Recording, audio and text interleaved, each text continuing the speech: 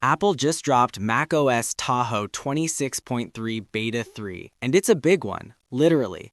Coming in at nearly 4 gigabytes, this update is rolling out alongside new betas for the iPhone, iPad, and even the Apple Vision Pro.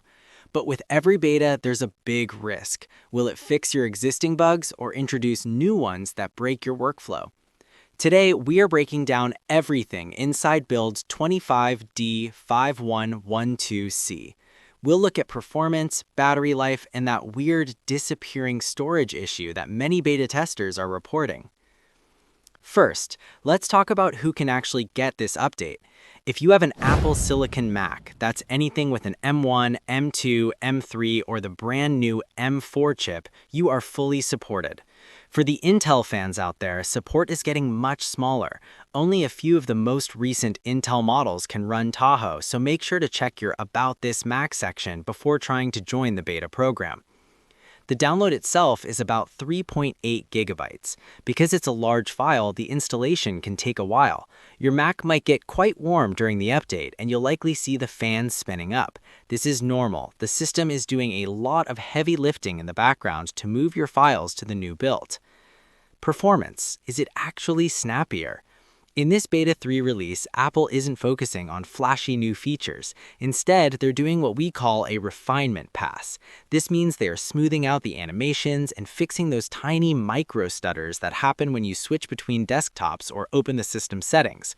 On the M4 MacBook Pro, users are reporting that apps like Safari and Finder feel significantly more responsive. Window switching is cleaner, and the desktop transitions are finally starting to look polished. It's not about adding new buttons, it's about making the buttons you already have work perfectly every single time. We recommend running a benchmark test before and after you update to see if your Mac gets a measurable speed boost. Now, let's address the two things every Mac user cares about: battery and heat. After you install Beta 3, your Mac is going to run hot. This isn't necessarily a bug. The system has to re-index your files and finish background security tasks. Don't judge the battery life in the first 24 hours. You might see a fast drain right after the update, but usually after a day of use, the system settles back down into its normal pattern. Beta 3 doesn't magically fix battery life, but it does seem to be more consistent than Beta 2. If your Mac stays hot for more than 2 days, that's a sign of a runaway process, and you should check your activity monitor. One thing to watch out for is your storage space. Many users notice that after installing Beta 3, they suddenly have a few gigabytes less space than they did before.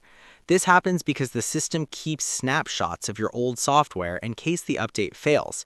It also hangs on to temporary installer files and caches.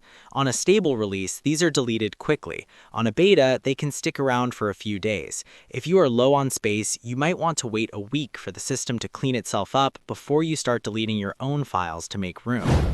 Security is always a high priority in these mid-cycle betas.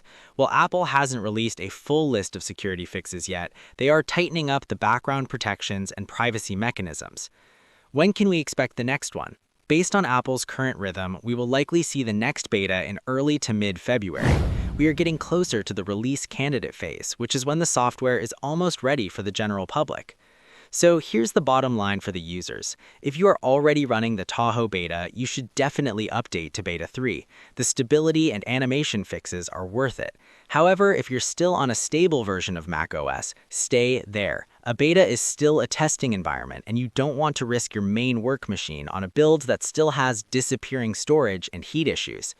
What has your experience been with the Tahoe beta? Is it stable enough for you yet? Let us know in the comments. If you found this update helpful, hit the like button and subscribe for more Mac news. Thanks for watching.